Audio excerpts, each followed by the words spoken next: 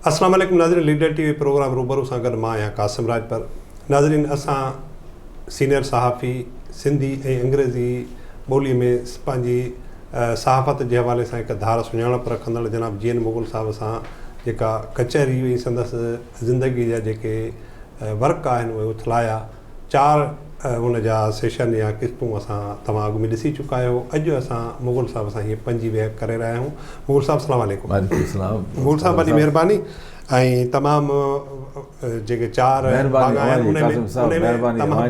In fact तव्हां मूंखे opportunity provide कई आहे, तमामु घणो रिस्पॉन्स मिलियो आहे, माण्हुनि सुठी मोट ॾिनी आहे। मुग़ल साहिब, हाणे तव्हां हिकिड़ो को वाक़ियो 70 जे इलेक्शन जे हवाले सां ॿुधाइण पिया चाहियो। मूं पाण चाहियां पियो त उहा ॻाल्हि थोरी दिलचस्प आहे। हालांकि इहो आउं उन वक़्तु अञा सखर में हुउसि पंहिंजो, पर हीअ इलेक्शन कैंपेन शुरू थी चुकी हुई।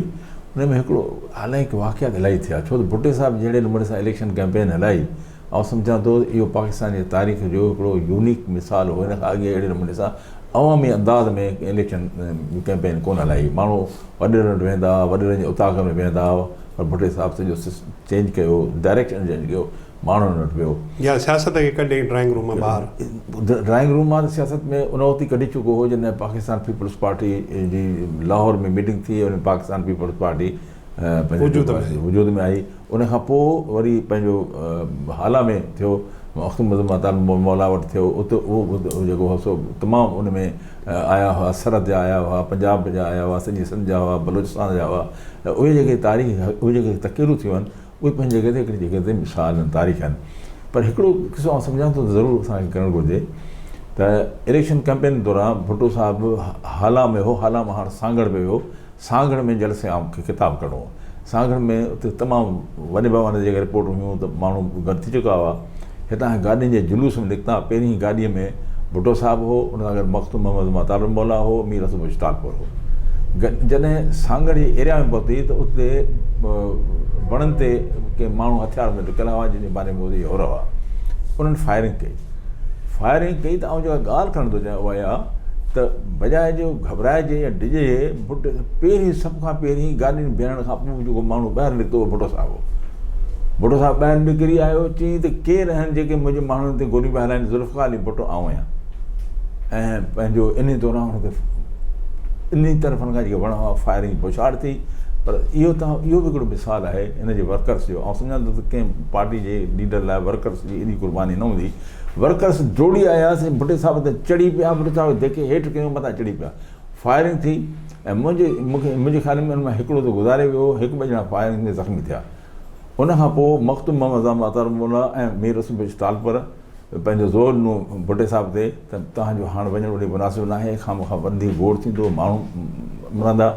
भुट्टो साहिबु राज़ी न पियो थिए। आख़िरकार हुननि 2 ॼणनि भुट्टे साहिब खे राज़ी कयो ऐं तय इहो थियो त बाक़ी जुलूस खे महराज मोहम्मद ख़ान वठी वेंदो ऐं वञी सांगड़ जे जलसे आउं ख़िताबु कंदो।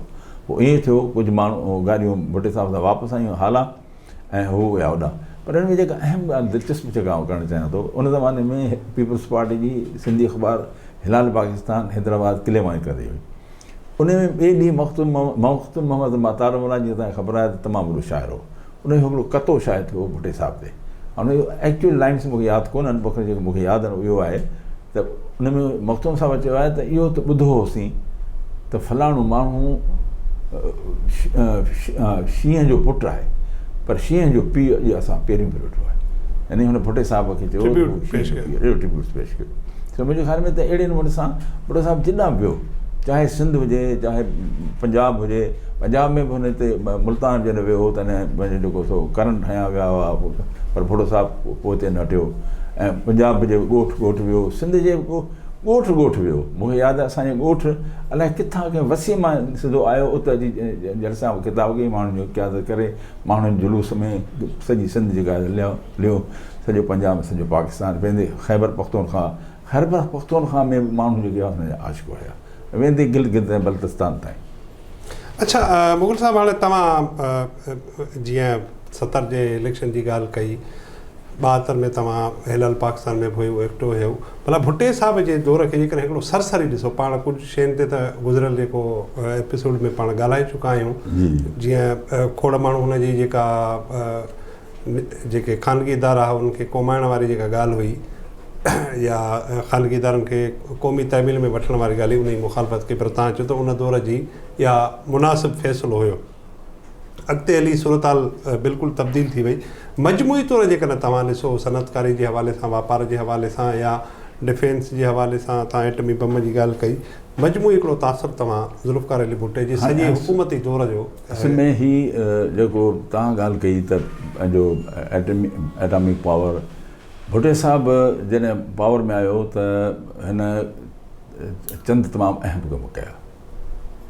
हिकिड़ो त हिन इस्लामी सरबराही कॉन्फ्रेंस लाहौर में सॾाई, जंहिंमें शेख मुजीब रहमान बि आयो, जंहिंमें लिबिया जो कर्नल कज़ाफ़ी बि आयो, जंहिंमें सऊदी अरब जो शाह फैसल बि आयो, सॼी मुस्लिम जेके सॼी लीडरशिप हुई। उन्हनि सां बाद जे जेकी डेवलपमेंट्स जो अॻियां जी ज़िक्र कंदुसि, उहे इन ॻाल्हि जूं गवाही थी वेंदियूं आहिनि त ख़ासि तौर ते शाह फैसल ऐं कर्नल कज़ाफ़ी भुट्टे साहिब जे तमामु वेझो आया।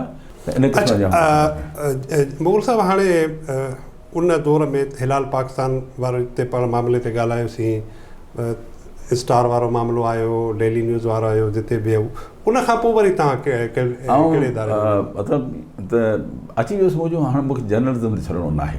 हालांकि इहा मूं तव्हां सां ॻाल्हि कोन कई, जॾहिं हिलाल पाकिस्तान में हूंदो हुउसि त असांजा दोस्त कुझु साफ़ हुआ, उन्हनि खे ऐं पोइ PPI में अंग्रेज़ी न्यूज़ एजेंसी हुई, ऐं जावेद बुखारी साहिबु उनजो सरबराह हूंदो, इंचार्ज हूंदो हो। मूं उन जे लाइ ख़बरूं वठी ईंदो हुउसि ऐं PPI तां मूं ख़बरूं मोकिलींदो हुउसि मुख़्तलिफ़ अख़बारनि में। उहा तव्हांखे सिराज साहिबु इजाज़त ॾिनी? न, सिराज साहिब खां पुछियो बि कोन हो। अच्छा। ऐं अहिड़े नमूने सां ख़बरूं ॾींदो हुउसि, हू ख़बरूं हिलाल जूं ख़बरूं हू हिक ॿिए सां टकरजनि न। जॾहिं आउं ख़ुदि हुनर बि महसूसु कयो त आउं बिल्कुलु हाणे मैच्योर आहियां, ऐं इन न्यूज़ एजेंसी मूंखे जॉइन करणु घुरिजे, त जावेद बुखारी सां मूं ॻाल्हि कई। हालांकि उहो ॾाढो मूंखे प्यारु कंदो हो, पर मूंखे जावेद बुखारी साहिबु चयो त मुंहिंजी सिराज साहिब सां दोस्ती आहे, तव्हां महिरबानी करे सिराज साहिब खां हिकिड़ो इजाज़त वठो, पोइ सिधो जॉइन करियो। पर पोइ मूं हिमत न थी, जो सिराज साहिब खां इजाज़त चयो त मूं हिकिड़ो भेरो मूंखां मिलंदड़ थियो, पोइ मूं फ़िलहालु अंग्रेज़ी जर्नलिज़म जॉइन न कई। बाक़ी उहो जेका तव्हां ॻाल्हि पुछो पिया त पंहिंजो जॾहिं डेली न्यूज़ में जा मूंखे अहिड़े नमूने सां निकिरणो पियो, त उनखां पोइ आउं कोशिशि कंदो हुयुसि। पोइ ख़बर पई त बिज़नेस स्क्वाडर में का ज़रूरत आहे, ऐं बिज़नेस स्क्वाडर में जंहिंमहिल वियुसि थिए त मुंहिंजे कुझु उर्दू स्पीकिंग स्टाफ चयो त तव्हांखे थियो छा आहे? त अहिड़े हंधि वञे थो, हिकु अहिड़ो माण्हू आहे जेको तव्हांखे सिंधियुनि खे कमु करणु कोन ॾींदो, तव्हां क़ासिम साहिबु इतबार कंदो, अहिड़ो माण्हू मूंखे जर्नलिज़म सॼी हेतिरे 30 सालनि जी जर्नलिज़म में माण्हू न गॾियो आहे। ऐं सची तव्हांखे ॿुधायां त मूं जर्नलिज़म सिखी बिज़नेस स्क्वाडर में, ऐं मूंखे सेखारण वारो उहो माण्हू हो जेको न्यूज़ एडिटर हो, अख़ियार साहिबु। ऐं एॾो मोहबत कंदो हो, एॾो मूंखे प्यारु कंदो हो। ऐं तव्हांखे ॿुधायां त हिकिड़े भेरे मूंखे ॻोठां टेलीफोन आयो, को हुनखे परेशानी थी, को कमु हो, सो मुंहिंजो परेशानी छो त रखियो टेलीफोन उते वियो, त मूंखां पुछियो अख़ियार साहिबु क्या बात है, क्यों? मूं चयो त हेॾे मूंखे प्रॉब्लम थियो आहे, मसइला तुमसे हल नहीं होगा। बाबर आयाज़ असां सां गॾु कमु कंदो, तंहिंखे जी इहे मुग़ल साहिब का काम आहे, या आप करो। अच्छा, मुग़ल साहिब जे तव्हां हिकिड़ो मूंखे वाक़ियो ॿुधायो त पहिरें ॾींहुं जॾहिं तव्हां वियो हुन इंटरव्यू लाइ, त पुछी भई ख़बरूं आहिनि कहिड़ियूं, किथे ख़बरूं कीअं थींदियूं आहिनि, उहो तव्हां वाक़ियो छो आहे? ख़ासि तौर ते जेको असां वटि सहाफ़त में नौजवान अचनि था न, त उन्हनि खे इन मामले में रहनुमाई थी सघंदी त ख़बरूं कीअं हथु करे सघनि। साईं कमाल जा माण्हू आहे, जो उन एडिटर MS ज़ुबैरी साहिबु, उन जा तव्हां यका ॿ टे किसा ॿुधाए थो वठां। मूंखे ज़ुबैरी साहिबु इंटरव्यू कयो, चई ठीकु आहे, तूं हाणे असांखे रिपोर्टर पघार घणो खणंदे, त मूं चयो तव्हां कॾहिं ॾींदो? हुन मूंखे जेको पघार चयो, मूंखे उहो घटि लॻो। मूं चयोसीं मूंखे पघार घटि में घटि एतिरो ॾियो। हुन सोचियो, चए नहीं पघार तनख़्वाह इहा ई मिले जेका आउं तो अचां थो। मुंहिंजो ठीकु आहे, डन छो त आउं न त बेरोज़गार हुउसि। सो कमु करे उन ॾींहं में बजट जो ॾींहुं हुआ, ऐं हूअं सूबाई असेंबली में, हा, सिंध असेंबली जो हुनजो बजट जा ॾींहुं हुआ, ऐं हूअं बि इकनॉमिक रिपोर्टिंग ते वधीक तवजो ॾींदो हुउसि, फाइनेंशियल उन्हनि ते ॾींदो हुउसि। मूंखे उहो बजट जो डॉक्यूमेंट हथ अची वियो, ऐं जब खणी आयुसि त जो ज़ुबैरी साहब चयो भाई ये पहली बार एक आदमी इस तरह बजट ले आ सकता है? नहीं ले आ सकता, ये तो हम देंगे तो सब जो है फंस जाएंगे। ऐं खणी खाने में विझी छॾियईं। ऐं ज़ुबैरी साहिब खे उन्हनि गवर्नमेंट मोकिलियो पिए, अक़वाम मुतहिदा में को हुन डेलीगेशन मेंबर हो, पोइ ज़ुबैरी साहिबु हलियो वियो अक़वाम मुतहिदा जी डेलीगेशन। उन ॾींहं खां पोइ जॾहिं बजट आई त मोरालिस उहा ई जेका मूं डॉक्यूमेंट ॾिनो। जॾहिं ज़ुबैरी साहिबु मोटी आयो त सभिनी चयो साहब ये आपने क्या किया, ये जो आप देखें तो सही, ये आई थी बजट वो अखबार में, और ये इनका डॉक्यूमेंट कहाँ है जी, ये पढ़ा हुआ है कढ़ी थी, अरे ये तो वही है। सो घुराई एकदम वो भाषण जैसे अकाउंट थे तो मुगल साहब की तनख्वाह कब बन रही, सब मैंने बना लिए, हम कल परसों देंगे, कितनी देंगे, तो जगह 5 चई वो साहब जो आप नहीं, मुगल ने कितनी कही थी, जो मुगल साहब ने इतनी कही थी, ये इसको ये तनख्वाह मिलेगी। हिकिड़ो इहो थियो। ॿियो बि तव्हां वाक़ियो बयानु कंदो हलां त पंहिंजो, या उहो अॻियां हली वाक़ियो बयानु कजे त पंहिंजो मूं बाक़ाइदे बिज़नेस को ऑर्डर तां इस्तीफ़ा ॾे ॾिनी। अच्छा, न बसि पोइ हिनखे हलाईंदा हलूं। पर हू अख़ियार साहिब जेको तव्हां बस में वञण वारी किसो तव्हां ॿुधायो, अख़ियार साहिब में पहिरीं हिकिड़ो तव्हांखे ॿुधायां त मूं सिखी जर्नलिज़म सिखी अख़ियार साहिब वटां। मूंखे यादि आहे त आउं वांदो त अञा रिपोर्टर थिए, मूंखे चंद ॾींहं थिया हुआ, त मूंखे चई त मुगल ये लो नोटिस, उहो हुतां जो हुजे प्रेस क्लब जो, उहो कोई प्रेस कॉन्फ्रेंस, वो प्रेस कॉन्फ्रेंस में कोई हिकिड़ो अहिड़ो नंढिड़ो हिकिड़ो माण्हू हो, उहो प्रेस कॉन्फ्रेंस आप कवर करके आया, ऐं वियुसि मूं कवर कई प्रेस कॉन्फ्रेंस ऐं करे आयुसि, अची पोइ हुन ते टाइप ते ख़बर ठाहे हाणे मूं पंहिंजो अख़ियार साहिब अॻियां रखी। अख़ियार साहिब मूंखे चयो नोटिस कया। मुंहिंजे लाइ जर्नलिज़म में पहिरीं भेरो इहो लफ़्ज़ हो, मुझे सब नोटिस किया कि भाई वो आपको जो कागज़ मिला था जिस पे आप मुझे बताया था कि ये मुझे कॉल किया गया, मुझे हाँ सर, वो जब तक नहीं लाओगे मैं ये ख़बर नहीं देखूँगा। ऐं परेशान थी जंहिं कमरे में वेठो हुउसि उते वेठो हुउसि, त मुंहिंजी नज़र ईंदी पई त उहो कागज़ को मूं उते रखी छॾियो त पट ते किरी पियो, उहो खणी आयुसि। मूंखे पोइ पहिरियों लेसन इंग्लिश जर्नलिज्म में जो को अख़ियार साहब ॾिनो कि मैं इस वजह से कह रहा था कि इंग्लिश जर्नलिज्म का ये पहला एथिक्स है कि जो आदमी प्रेस कॉन्फ्रेंस कर रहा है या जो आदमी जलसे को खिताब कर रहा है, वो अपने ऐलान में जो अपने इंग्लिश में अपने नाम की स्पेलिंग लिखेगा, आप भी वही स्पेलिंग यूज़ करेंगे, वो वही। अगर वो यू करता है तो आप यू करेंगे, वो ए करता है तो आप ए करेंगे। मूंखे इहो मुंहिंजो पहिरियों जर्नलिज़म जो पहिरियों लेसन हो, ऐं उन खां पोइ मूं इन ते अमल कयो। अहिड़े नमूने सां मूंखे हिननि अॻियां ते हलायो जर्नलिज़म में, ऐं पंहिंजो जेको पोइ मूं ते तमामु घणो एतमाद हूंदो हुन, ऐं महिनत बि कंदो हुउसि, एक्सक्लूसिव स्टोरीज़ आणींदो हुउसि। उन्हनि खे जेके जाइज़ हूंदी हुई फर्स्ट लीड त फर्स्ट लीड कंदा हुआ, या सेकेंड लीड त सेकेंड लीड कंदा हुआ। जे बॉक्स मुगल साहब उते तव्हां सां गॾु शायदि राजाणी साहिबु जी, असांजो चीफ रिपोर्टर अनवर राजाणी साहिबु हो। राजाणी साहिबु वंडरफुल पर्सन, बसि अलाह से हुनखे जन्नत में जाइ ॾे, ऐं उन माण्हू जो वॾो रोल आहे मूंखे इम्प्रूव करण में। अच्छा, मुगल साहब हाणे भला 77 वारी इलेक्शन में तव्हां किथे हुआ, ऐं हीअ जेको सिलसिलो जुड़े थो पोइ अॻिते हली भुट्टे साहिब जी इक़्तिदार जे ख़ात्मे ताईं वञी वियो बीहे थो, पोइ त वरी जेको हिकिड़ो मुल्क में तबाही अचे थी, उन दौर खे तव्हां कीअं ॾिठो? साईं हिकिड़ी ॻाल्हि ॿुधो त भुट्टे साहिबु शुरू खां पहिरीं इन में को शक न आहे त भुट्टो साहिबु हरू भरू आर्मीअ खे यानी की डिस्टर्ब न कंदो हो, ऐं जेकॾहिं का हुन जी ॻाल्हि हूंदी जाइज़ ॻाल्हि हूंदी मञींदो हो। पर कुझु ॻाल्हियूं अहिड़ियूं हूंदियूं हुयूं जेके जीअं हाणे ऐं मिसाल तव्हांखे इहो बि ॾींदो हलां, या शायदि वरी या अञा हाणे जंग लॻी जंहिंमें ईस्ट पाकिस्तान सां विञाए वेठा उहा लॻी। उन में हिकिड़ो अहम वाक़ियो थियो, उन में पंहिंजो पोइ भुट्टो साहिब खे हिननि चीफ मार्शल एडमिनिस्ट्रेटर कयो, पोइ हिन ऐं इंदिरा गांधी पाण में तइ कयो त असीं पाण में टॉक्स करियूं, जेके क़ैदी छॾाइण वारो मामिलो। हा, उन में सभ खां पहिरीं भुट्टे साहिबु इहो कमु कयो, साईं जेम्स खे मैसेज कयईं त मूंसां तव्हां बि गॾिजी हलिजो, पाण इंदिरा गांधी सां टॉक्स कंदासीं। पर पोइ साईं जेम्स न वियो। उन सिलसिले में मुख़्तलिफ़ क़िस्म जा किसा कहाणियूं जेके मुंहिंजे इल्म में आहिनि त जेके असां वटि माण्हू हुआ इख़्तियारनि वारा, तिन खे इहा ॻाल्हि नथे वणी त जी एम सी खे भुट्टो वठी वञे। तिन को अहिड़ी का ॻाल्हि कई जेका ख़ुदि जी एम सी जे कन ते पई, पोइ जी एम सी चयो ऐं नथो हलां, पोइ अहिड़े साईं जी एम सी न वियो।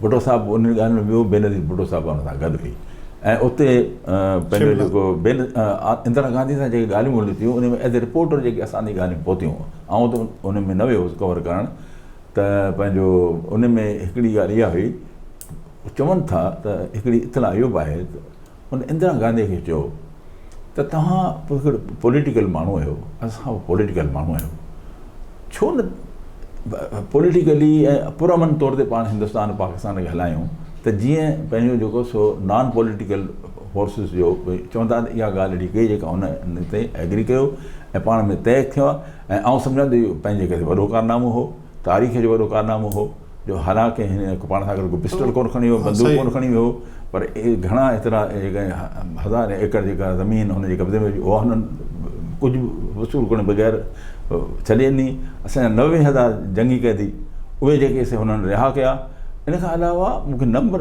विसरे थो वञे कुझु आर्मी ऑफिसर जंहिंखे हिननि गिरफ़्तार कयो हो उहो हुननि बांग्लादेश जी हुकूमत तइ कयो केस हलाईंदासीं पर जॾहिं हीउ शेख मुजीब रहमान सां मिलियो उन सां हुन इहा ॻाल्हि रखी शेख मुजीब रहमान सां वाइदो कयो त आउं फ़िलहालु वञा थो लंडन मोटी ऐं बांग्लादेश पहुचंदुसि ढाका पहुची इहे माण्हू इहो केस न हलाइण ऐलान कंदासीं तव्हां वापसि मोकिलींदासीं ऐं ईअं थियो शेख मुजीब रहमान खे हिननि रिहा कयो शेख मुजीब रहमान लंडन वियो लंडन मां ढाका पहुतो ऐलान कयईं त केस न हलंदो उनखां पोइ कुझु अरसे अंदरि हुनखे वापसि मोकिलियो ऐं सम्झां त इहो बि को नंढिड़ो कारनामो कोन्हे भुट्टे साहिब जो ऐं जंहिंखे एप्रिशिएट करणु घुरिजे ऐं इनखे बाक़ाइदा तारीख़ खे हिसो बनाइणु न डॉक्टर मोगल साहिबु हिकिड़ी त ॻाल्हि जेका आम राय आहे त भई भुट्टे साहिबु जो जंहिं नमूने सां आयो सियासत में हिकिड़ो त हुनजो अवामी रंग हुयो पर हुनखे पुठि जेका आहे फ़ौज जी ज़रूरु हुई जेकी एज़ अ जर्नलिस्ट मूं ताईं ख़बर पहुतियूं आहिनि उन में हिकिड़ी ॻाल्हि ॿी बि चवंदो न उहा अॻियां भली कंदुसि त मुंहिंजी शुरू खां हिकिड़ी राय इहा आहे त कंहिं बि माण्हूअ जे बारे जे जॾहिं हुन पॉज़िटिव नेगेटिव पॉइंट्स ते डिस्कस कंदो त उनजी तव्हां बाक़ाइदे उहो ठाहींदो पंहिंजो शीट ठाहियो ॿ साइडूं रखो इहो तव्हांखे हर फ़र्द जंहिं हर पॉलिटिकल शख़्स जे लाइ तव्हांखे इहो ई जेको उसूल एडॉप्ट करिणो पवंदो त भुट्टे साहिबु ग़लतियूं कंहिंखां कोन थियूं थियनि ग़लतियूं हर हिक खां थियनि थियूं सुवाल इहो त पैदा थिए त आया इहे ग़लतियूं केतिरे क़दुरु इंटेंशनल हुयूं ऐं इहे ग़लतियूं केतिरे क़दुरु ख़तरनाक हुयूं ऐं जेके हुन कम कया उहे केतिरे क़दुरु अहम हुआ ऐं उन्हनि मां केतिरो मुल्क खे फ़ाइदो पहुचंदो इन्हनि सभिनी खे जॾहिं एसेस कंदासीं उनखां पोइ जंहिं नतीजे असीं पहुचंदासीं उहो नतीजो सही हूंदो अदरवाइज़ जेकॾहिं असांजो ओपिनियन हूंदो आहे उहो असांजे पंहिंजा जेके हूंदा आहिनि पंहिंजा ख़्वाहिशूं आहिनि उन्हनि जे मुताबिक़ हूंदो आहे ऐं मुंहिंजे ख़्याल में इन खां परहेज़ करणु घुरिजे अच्छा मोगल साहिबु हिकिड़ी त राय थी पंहिंजो त भई भुट्टे साहिब खे जेके हीअ तकड़ियूं चूंडूं आहिनि 77 वारियूं उहे प्रेशर में अची कराइणियूं पयूं उनखां पोइ हुनजो मामिलो हुनजी शयूं हुनजे हथनि मां निकिरंदियूं वयूं तव्हां छा था सम्झो इहे शयूं अॻु में तइ थी चुकियूं त भुट्टे साहिब मां हाणे हथु कढणो आहे महसूसु ईअं थो थिए ईअं पंहिंजो जेको सो किसो ईअं थी चुको हो उहो इन करे जो हुन ॾिठो थिए त हीअ असांजी हर ॻाल्हि ते नथो हले कुझु ॻाल्हियूं पंहिंजियूं थो करे कुझु ॻाल्हियूं ते मञे थो कुझु ॻाल्हियूं पंहिंजियूं थो करे कुझु ॻाल्हियूं नथो मञे ऐं तंहिं करे इहो थियो त पंहिंजो हिन माण्हूअ खे जेको सो पोइ आख़िरकार इलेक्शन्स में जहिड़े नमूने सां रिज़ल्ट टे थी उहा तव्हांजे साम्हूं आई हालांकि भुट्टो साहिबु जित बि वियो उन्हनि इलेक्शन्स में 77 में जिते वियो त माण्हू तमामु वॾो इस्तक़बाल कयो अच्छा मोगल साहिबु भुट्टे ते जेके ॻाल्हियूं हलनि थियूं तव्हांजी नज़र में भुट्टो ज़ुल्फ़िकार अली भुट्टो साहिबु केतिरो ॾोहारी या ॾोही हुयो जेका इलेक्शन में धांधलियुनि जे मामलनि ते हल ॻाल्हि थी ऐं केतिरे क़दुरु जेको मुखालिफ़ दौर जी हुई उन जा इल्ज़ाम हुया हीअं आहे न धांधलियूं पंहिंजो माण्हू इनफ़रादी तौर ते कयूं हूंदियूं उहे अॼु ताईं थियनि थियूं अॼु ताईं थियनि थियूं ऐं पंहिंजो आउं सम्झां थो त ज़ुल्फ़िकार अली भुट्टो एतिरे हद ताईं इनवॉल्व न हुयो जेतिरे हद ताईं हुनखे कंडेम कयो वियो हुयो ज़ुल्फ़िकार अली भुट्टो पंहिंजो हिकिड़ो अवामी माण्हू हो ऐं आवामी सियासत कई न मोगल साहिबु मौलाना जान मोहम्मद अब्बासी जा किसा या जेको कुझु हुनजे तक में थियो ॾिसो न किसो त ठही चुको हुयो थियो न हिननि चयो त साईं जान मोहम्मद अब्बासी खे कोन बीहण ॾींदासीं मुमताज़ भुट्टे वारनि इन जे पोयां बैकग्राउंड इहो मोगल साहिबु एॾो पावरफुल पॉलिटिशियन एॾो वॾो ऐं जंहिं सॼी दुनिया जे इन्हनि शयुनि खे मतिलबु भई साज़िशी थियोरनि जी बि हुनखे ख़बर हूंदी त घर मां कीअं लॻंदी आहे सही सही त ओड़ो माण्हू पोइ वीहनि में पोइ लाड़काणे ताईं महदूद थी वञे इहा ॻाल्हि कुझु सम्झ में न पई बहरहाल अहिड़ी ॻाल्हि जेकॾहिं आहे त न थियणु खपंदी हुई छो त माण्हू जेको न positive thing is positive thing ऐं हिकिड़ो माण्हू पाकिस्तान में जमहूरियत खे इन नमूने सां मज़बूत करण जी कोशिशि करे पर वरी गैर जमहूरी जेके रिवायतूं आहिनि उहे पोइ संदसि घर मां थी पवनि सही न थियणु खपंदी हुई अच्छा मोगल साहिबु हाणे पाण हीउ जेको ॻाल्हियुनि जो सिलसिलो आहे जारी रखंदासीं पर अॼोको जेको हीउ एपिसोड आहे पाण उनखे हिते ई वेहक खे ख़तमु कयूं था ऐं ईंदड़ प्रोग्राम ते पाण तव्हांखे वठूं था इजाज़त ऐं इनशाला पंहिंजे हीउ ॻाल्हियुनि जो सिलसिलो जारी ईंदो नाज़रीन मोगल साहिब सां असांजे ॻाल्हियुनि जो सिलसिलो जारी आहे ईंदड़ प्रोग्राम ते असां ॿिन्ही खे ॾींदा इजाज़त अल्लाह भाई